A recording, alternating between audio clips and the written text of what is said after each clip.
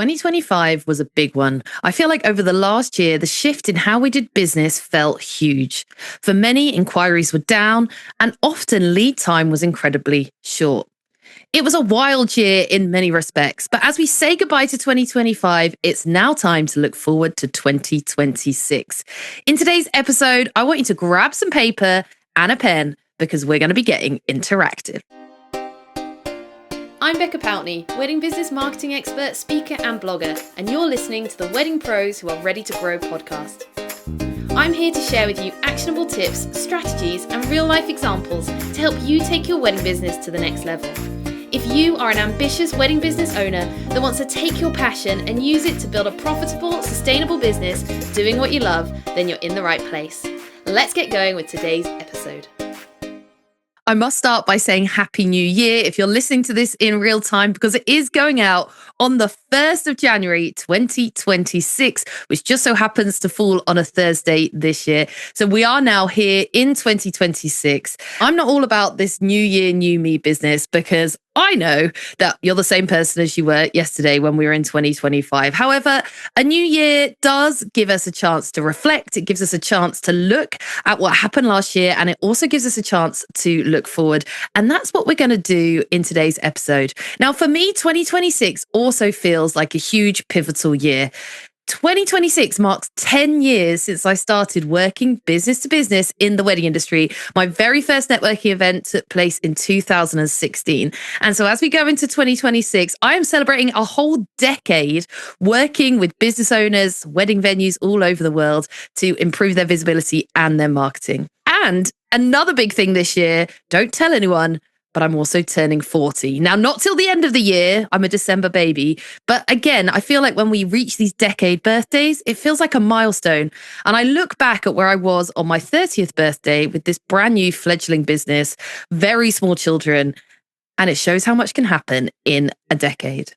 But whatever this year holds in your life, whether you've got personal milestones, things that you know are coming up that you're looking forward to, or things you know that are coming up that you're not looking forward to, there are some things that we can control. So I want to encourage you as we go into this exercise, let's go into 2026 with an attitude of controlling the controllables. None of us know what's going to happen over the next few months and years, but there are some things we can control.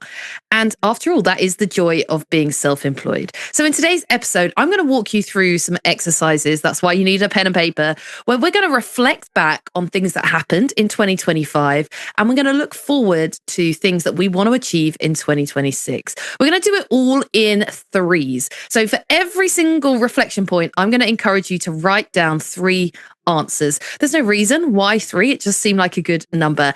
And I'm going to reflect on some of these things with you as part of the podcast interview and live reflect on my own business too. So I encourage you, if you are driving at the moment, okay, go ahead and listen, but do make time to go back and make notes, because that's how you're going to get the most out of today's episode.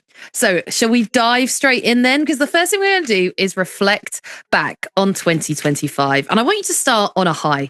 I want you to write down the 3 biggest achievements for you in 2025. What are you proud of? Now, these may be things in your personal life. These may be things in your business. I'd encourage at least one of them to be a business achievement. And even if you feel like you had a really rubbish year in business, I guarantee you achieved something that you can be proud of. Now, you don't need to share these with anyone. These can be your own personal reflections and thoughts. So it doesn't need to be something huge, but something you're proud of. I'm going to share my 3 things with you now. So it took me a while to narrow it down to 3 because there were all sorts of things I could talk about, but I've decided on these. Now, the biggest achievement for me professionally in 2025 has to be winning the British Podcast Award. To be named the best business podcast of the year in 2025 was massive. And for you, the podcast listener, I'm thankful to you for being here, showing up each week and allowing me to continue on this podcasting journey. But for me, it was a real line in the sand to go, yes, take me seriously. I know I'm just talking in the wedding industry, but I am a serious business person and we are all running serious businesses, whether it's a venue, whether it's a cake maker, florist, photographer. I feel like sometimes there's this feeling that people don't take us seriously because what we do is fun. And for me, winning that Best British Podcast Award in the business category made me go, no, I am serious. for my own self-reflection, but also when I'm talking to other people as well. So that was definitely my biggest professional win of 2025. My more personal win of 2025 was going back to Easter when I went to Disney with the family and taking my email off my phone. Now, I remember talking about this at the time and I've talked about it since, but it was a huge moment for me when I've always had my email on my phone. I've always been able to work from wherever I am. And before I went to Disney, I put things in place so that I didn't have to have my email on my phone so I could have a proper break with my family. And the plan was to just take it off and then put it back on again when I came back. But I felt so free taking that email off of my phone that actually it's never gone back on. And for me, that's a massive achievement because I took it off in April. We're now in the 1st of January and I don't have my email on my phone and I don't plan to put it back on there. Going a step further, I'm also looking into actually hiring someone to manage my emails for me so I can spend even less time stressing in my emails and allowing someone else to do some of that work for me. So for me, that's been a huge achievement. It's been a weight off my shoulders. And yeah, it's made a big difference in my family life too. The third big achievement for 2025 for me was launching Wed Pros Live into the world. And I'm going to talk about it a few times in this episode because it is going to define 2026 for me in many ways. But I've wanted to bring some kind of industry conference to the UK for a number of years. I've been talking about it on and off since 2020, probably, since COVID sort of times. And it's just never felt like the right time or it's felt like such a big undertaking. And for some reason in 2025, everything just came together and it felt like the right time to do it. And there was that moment in my head where I thought, should I do this? Knowing it was a big leap. And so my proudest achievement is actually going, you know what, let's do it and putting it out into the world. And now Wed Pros Live is not just in my head, it's an actual reality happening next March. Am I terrified about it still? Absolutely. Does it still feel huge and scary? Absolutely. But it happened and I'm proud of myself for getting out of my own way and actually putting it out there into the world. Because often we have ideas and they stay in our heads and we talk ourselves out of them. So what is it for you? What have you achieved? Maybe it was a big particular wedding. Maybe it's a financial achievement. Maybe it's a personal achievement. Maybe you've got fitter and healthier this year. Perhaps it's that you've made a new connection. You're recommended by a new venue.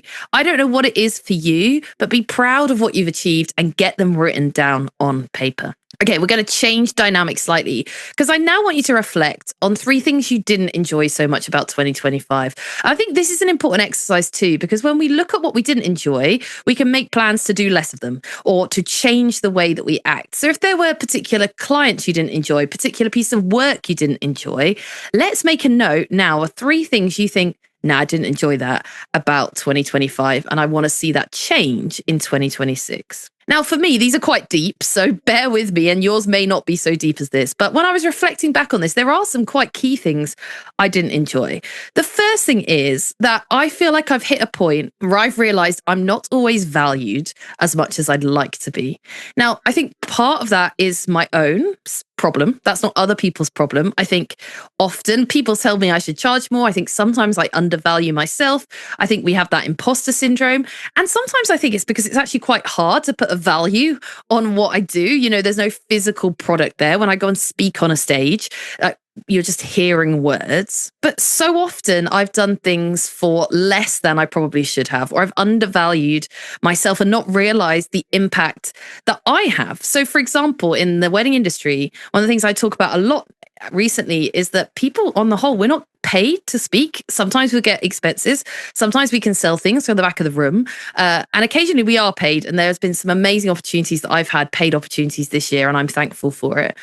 But sometimes we're not. And there's been a couple of times this year, like one instance stands out to me where I found out that someone else at a conference I spoke at was paid and I wasn't. And that moment made me feel so undervalued because I know that my talk at that event was excellent. I know that I gave attendees 10 out of 10. I know that the event probably sold some tickets off the back of me speaking at it. And yet they didn't value me. And that could be because I didn't value myself. So one of the things I didn't enjoy when I look back on 2025 is realizing I've probably massively undervalued myself in many instances, which has then led to other people undervaluing me. And that's a big mindset shift for me that's going to change going into 2026 in terms of my speaking, in terms of the value that I know I bring to an event, to a podcast interview, to a training, to your business. If I sit and work alongside you, and I need need to value that in order for other people to value that too. And I know that this is probably a struggle that most of you also have. And so let me encourage you to go on that journey with me in 2026. It's horrible to feel undervalued. And actually, we often bring it on ourselves. The second thing I haven't enjoyed about 2025 is I uncovered a bit of a darker side to this industry. I've always lived in a very happy Becca land with lovely people surrounding me, where the clients I work with are amazing. I try and put myself in really positive rooms. The events I try and run are full and welcoming and inclusive.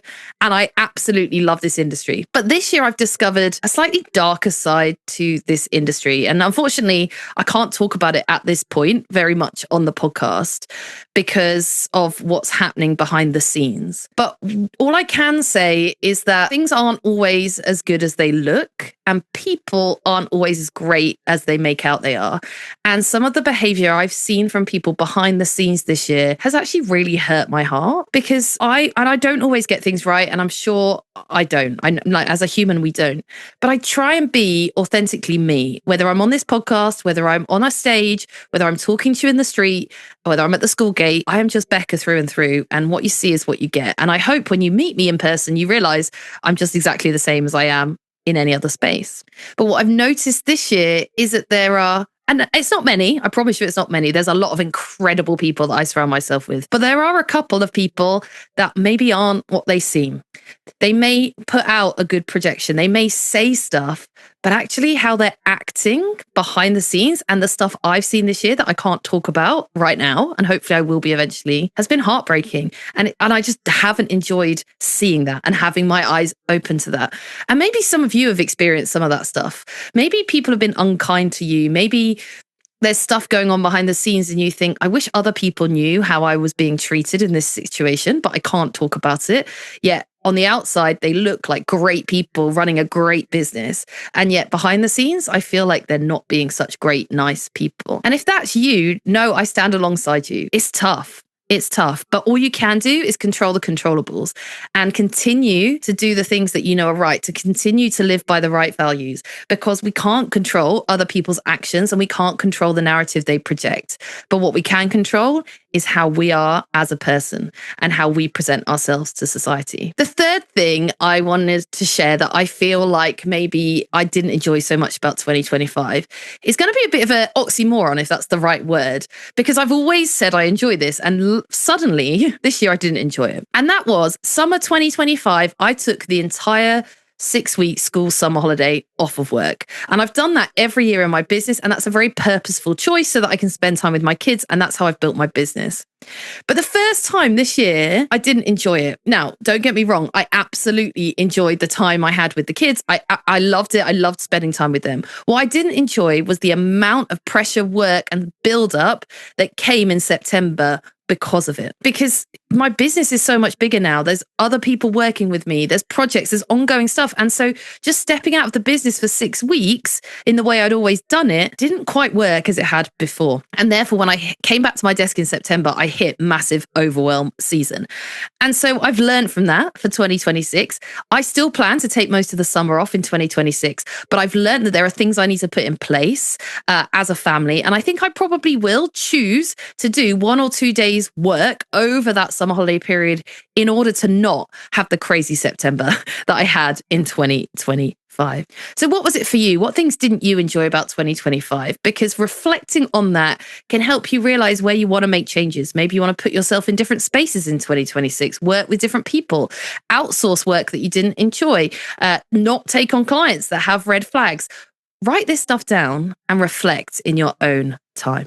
Okay, the next thing is very wedding industry specific, so I'm not going to share my thoughts with you, but I do want you to write it down for yourself. When you look back at all the inquiries and most importantly, sales that you made in 2025, where were the 3 biggest sources of them? Often we try and reinvent the wheel, but when we look at what worked last year, actually, it's a sign we can double down and do more of it this year. So where did your inquiries that turned into bookings, and that's important, come from in 2025?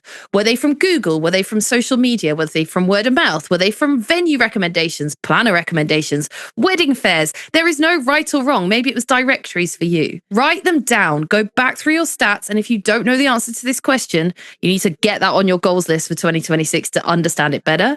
But write down, what were your 3 biggest referring sources in 2025 that bought you the best quality weddings, that converted really well, that you can double down on in 2026. I then want you to think about the 3 favorite weddings that you worked on in 2025. What were the 3 weddings that you went, wow, that was a perfect wedding?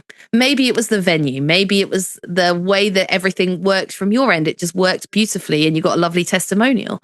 Maybe it was the couple that you worked with. I want you to write down the 3 weddings that you enjoyed the most last year and then make some notes about why that was. Because again, we can learn from that reflection. Maybe it's we've realized that there's a certain type of couple that we vibe with and love working with, and we want to try and attract more of them. Maybe it's because a particular venue is really easy to work with, and therefore we want to try and book more weddings at that venue in 2026. If you can look at what you enjoyed and what worked and double down on it, your business is going to be more enjoyable in 2020. The final thing I want you to do as we reflect on 2025, and I've purposely left out numbers because you should be doing the numbers anyway. You may do them as a financial year, but that's not what this is about. This is about reflection and self kind of thinking about what we want to do next year. And so the final thing I want you to do is to think really carefully about 3 people in the industry that you're thankful for in 2025. 3 people that made a difference to your business. Maybe it was people you learned from, podcasts you listened to, people you heard speak on stage. Maybe it was a planner that referred you some great work. Maybe it was a friend who got you through some really difficult times in the industry. I'm sure you've all got people that have made a difference to you in 2025. And I want you to take a moment, because we don't do this enough, to write them down, write their names down, and then send them a very quick message, a voice note, an email, a DM, and just say, I just want to thank you for the impact you had on me and my business in 2025 because of XYZ. That will mean so much to that person who probably doesn't even know that they made an impact on you and your business. And it's also going to make you feel good for saying thank you. I don't think we say thank you enough. So if there's someone you want to say thank you to right now, take 30 seconds out of your day, write down the 3 people that had a real positive impact on you in your wedding business in 2025 and send them a quick message to say thank you. There are so many people I could name in this section for myself, people I've worked alongside this year, people I've worked with this year. There are so many. And I can't name them all for fear of offending or missing someone else. But I am hugely thankful to my team who work alongside me day in, day out throughout the year to make stuff happen. And I'm particularly thankful this year to Simona as well. I know I've spoken about her a lot in this year in business and on the podcast, but it's because her impact on my business has made the biggest difference to me and my family in terms of my own personal social media use. By outsourcing that part of my business, I have spent so much less time on social media in 2025, and yet I've been the most visible I've ever been. And so I'm really thankful to her for the work that she's done this year to allow me to have that time back with my family without losing any business. That's 2025. 2025 is a wrap. Let's look forward then to 2026. We stand on the precipice of a brand new year. It's unwritten. There are so many things you can do with it, and that choice is up to you. That's why you're self-employed for many of you. But even if you're not self-employed, you still have the freedom and flexibility to make change this year if you choose to. So the first thing I want you to do is to reflect on what 3 things are most important to you this year. What is it that's going to define the year? And these can be personal things. These can be business things. These are deep rooted. This is not, I want to post on TikTok more. That's not what I'm looking for. It's deeper than that. Look at those things from last year that you didn't like, and how can we change that and bring it into 2026? For me, this then helps you come up with a word of the year.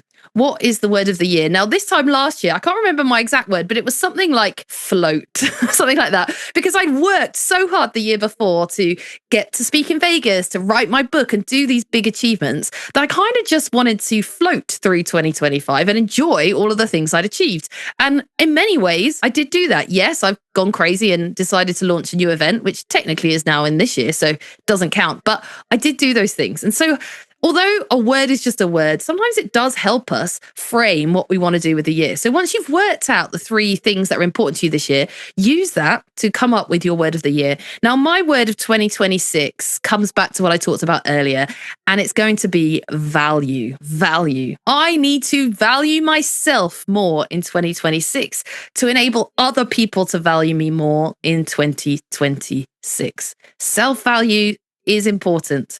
Not in a way that we need to become egotistical, more on that later, but I want to value myself more in 2026. I want to value my time more. I want to value my clients' time more. I want to value my family's time more, because none of us know how much of it we've got. So that's the first thing I want to do. And I'd love you to share some of these. If you've come up with a word of the year, share it. Tag me on social media. Send me a DM. I'd love to hear what's going on for you. And your word will be different depending on the season of life you are in. Maybe for you, it's rest. Maybe for you, it's growth. Maybe for you, it's explosion. There is no right or wrong to this. It's where your headspace is as you set out what you want this year to look like.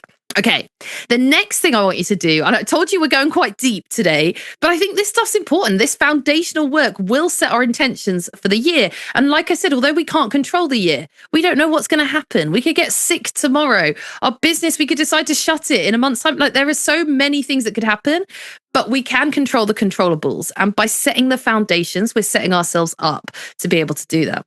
So the next thing I want you to do is write 3 promises that you want to make to yourself in 2026. Because if you make those promises to yourself, you're more likely to keep them. Now, I took a little bit of time thinking about this. And again, there's probably loads I could say, and some of it is going to hark back to what I've already said. But that's kind of the point of these exercises, is learning from what you've said in the earlier part and then implementing it in 2026. So here are the 3 promises I'm making to Becca Poutney in 2026. The first one is to maintain humility. I was having a conversation a couple of weeks ago, actually, at the Christmas party I went to for Wedding Suppliers, which was so much fun. If you can get to a Christmas party next year or get to the one where I'm going to be, it's so worthwhile. But I was having a conversation with 2 people I've worked with in my business forever. Like, they've been around for almost the entire 8 to 10 years I've been doing what I've been doing. And so they're, as I call them, OGs in the world of Becca. And my world, my business has completely transformed in that time.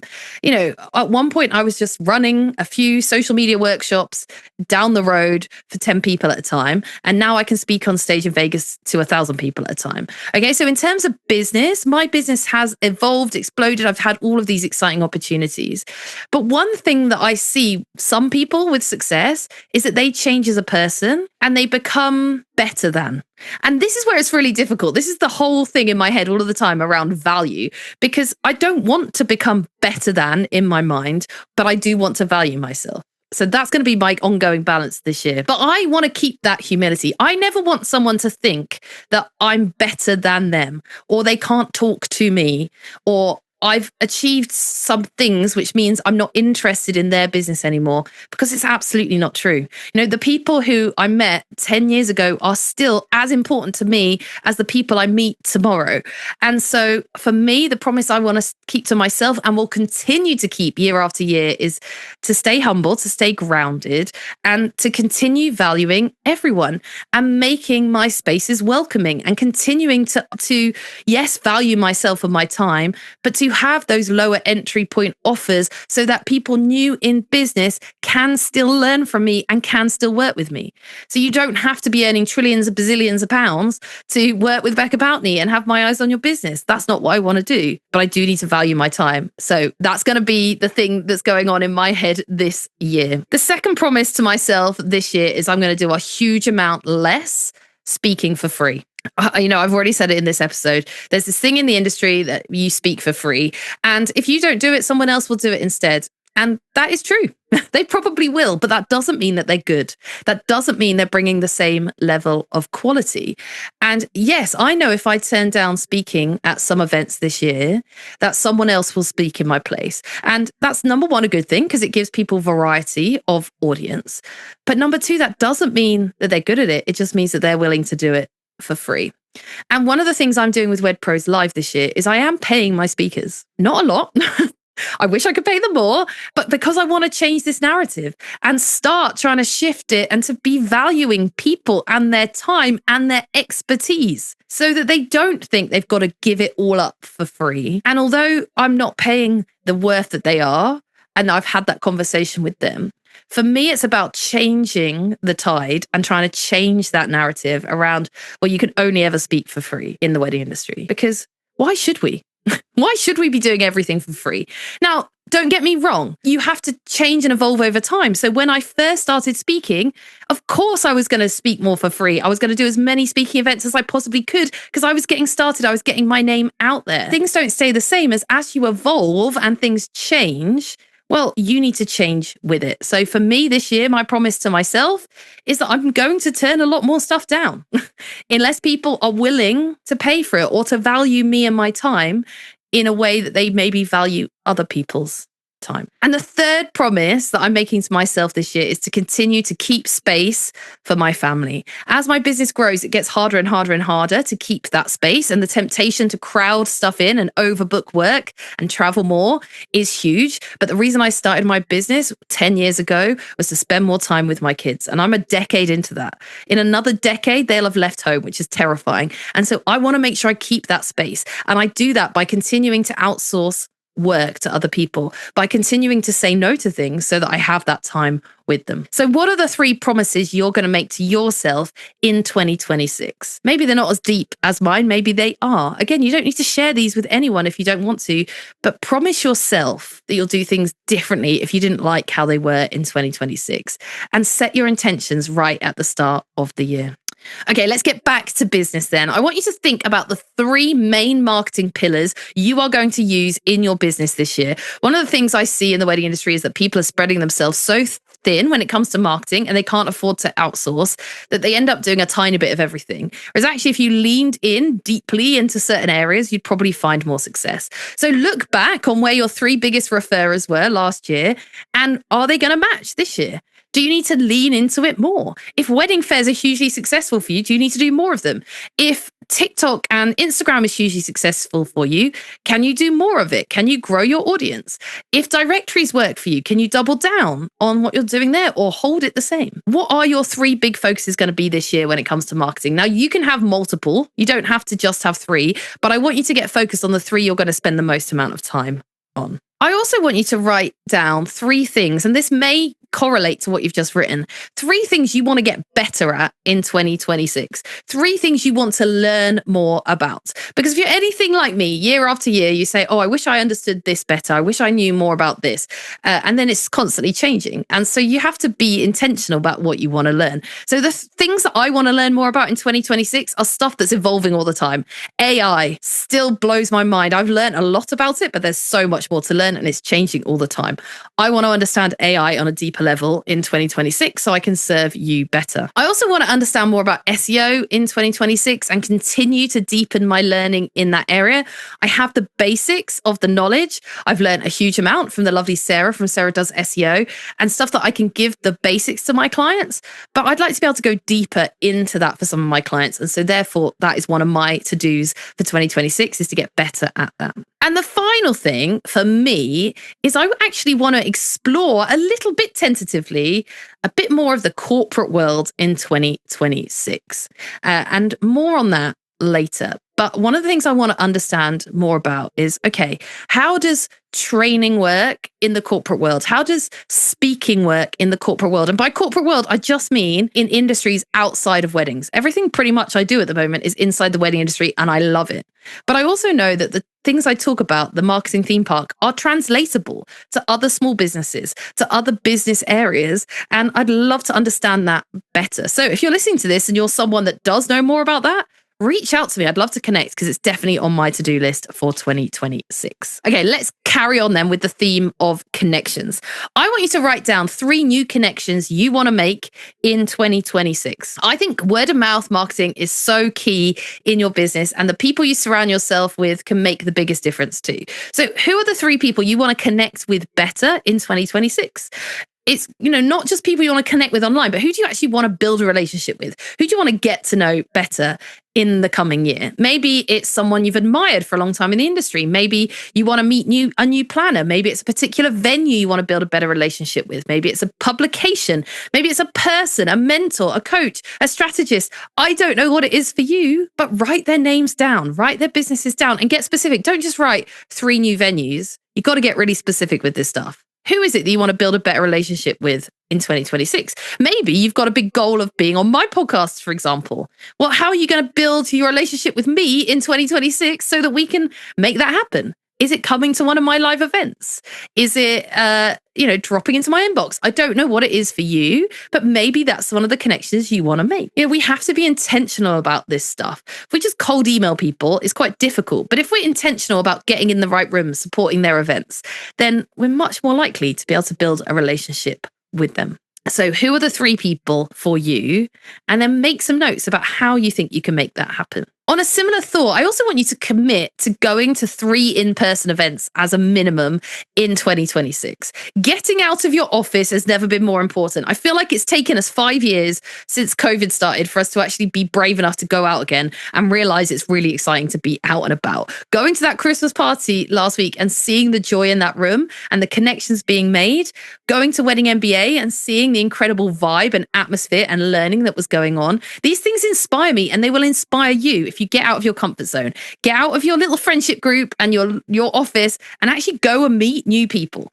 Get out there, do something brave. And I want you to commit to going to 3 live events in 2026. Now, that could be a local networking group for small businesses. That could be a wedding industry networking group if you're in the States. That could be something like Whipper or NACE. If you're in the UK, are there groups that are in your area that you can go and meet up with? It could be going to a conference. So I'd encourage you, come to WedPros Live in Ireland or London in March. I'm literally putting a space for you to meet each other on, and it's going to be well worth your time and money, and you can trust it's going to be great. So maybe put that on your agenda. If you're out in America, put Wedding MBA on the agenda. If you're not in America, but you've got the money behind you, go to Vegas. Absolutely is an experience. I believe everyone in the industry should have at least once to go and experience that huge conference for yourselves. Or it could be a Christmas party that you didn't go to this year and you wish you had. Write down 3 live events or 3 types of events you're committed to going to this year and do it. If you can do more than 3, amazing. But let's start with 3. Okay, here's another big one. What are 3 things you want to do less of in 2026? What do you want to do less of? Maybe it's you want to do less weddings under a certain value. Maybe it's you want to do less admin and you want to bring in some technology to help that go away and do a CRM system. Maybe there's something in your business, editing, for example, you want to do less of and you're going to look to outsource. Maybe you want to cut off a piece of your business entirely because you don't enjoy doing it anymore, and that's perfectly acceptable. I've had people that used to hire out props who've just completely stopped hiring out props and now only do styling because it was such an effort for them to just go out for one mirror and they didn't enjoy it. So if you don't enjoy it, don't do it anymore. It's your business, your choices. So what 3 things do you want to do less of this year?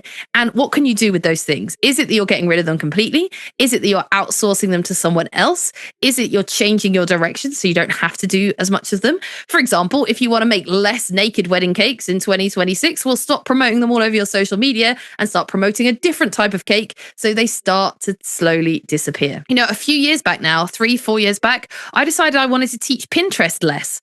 I used to do it all the time. I used to teach on Pinterest like multiple times a year, and I wasn't enjoying it anymore. And the platform was changing and I couldn't keep up in the way I wanted to. And so I made a decision to do less of it. And now I hardly ever talk about it. Occasionally, I can help people. I'll talk to people about it on a venue day when I'm training their team, but I'm not going on stage and talking about it anymore because I wasn't enjoying it so much anymore. So you can make a change and you can make a transition. It might take time, but there's absolutely no reason you can't do that. Okay, the final thing I want you to think about and make a note of for today is what are your 3 big, audacious, crazy goals for this year and beyond. Now, I say this year and beyond because for some of you, this goal might be massive and it may not happen in 2026. And I don't want you to get to the end of it and go, oh, I didn't achieve that. Because actually, sometimes goals take longer to achieve. It took me 2 years to launch my podcast. It took me 4 years to launch this live event, WedPros Live, of it being in my head. It took me a number of years to write the book. It doesn't always just happen, even if you know you want it to happen eventually. So what are they for you? I'm going to share some of mine. So the first one I've alluded to already, but I actually want to do more paid speaking in 2026. I love speaking. It's one of my favorite parts of my business. And I've done enough of it now to know that I'm half decent at it. And I know that the concepts I share are valuable to people both inside and outside of the wedding industry.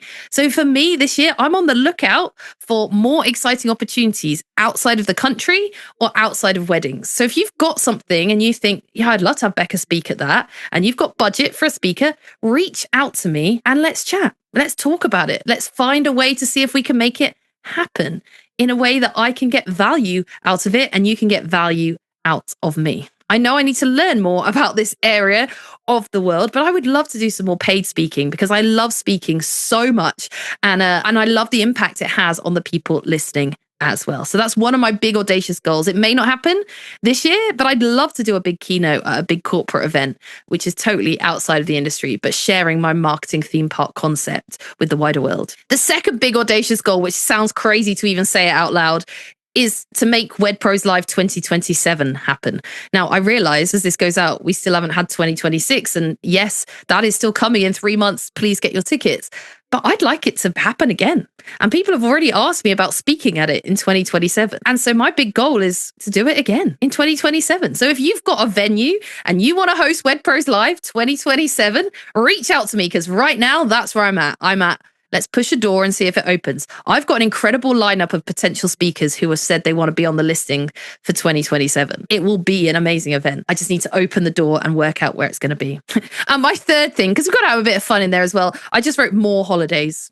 More holidays in 2026. I mean, I had a massive holiday in 2025 when I went to Florida, and I want to go back again in 2027. But 2026, I want to put in a few more trips. So any thoughts, ideas, or people that want to book me to speak in exotic places so I can go on some more travel adventures, then again, let me know. I would love to chat with you. So what is it for you? What are your big audacious plans? Maybe you want to write a book. Maybe you want to launch a new product. Maybe you want to do a higher value wedding. Maybe you want to go abroad more on more holidays. Maybe there's a piece of equipment that you've been wanting to get for a while. What is it for you? Write them down. I believe no goal is too big. It might not happen, but you can at least try and make it happen or put work in towards it. Take those steps. Get it on paper because it's a starting point. And why shouldn't it happen when it can happen for other people? As we close then, I want you to write down 2 final things. I do want you at this point to write down a financial goal. I'm not going to go into detail about it because this is so different for everyone. And I don't want you to just put an arbitrary number. Oh, I want 6 figures,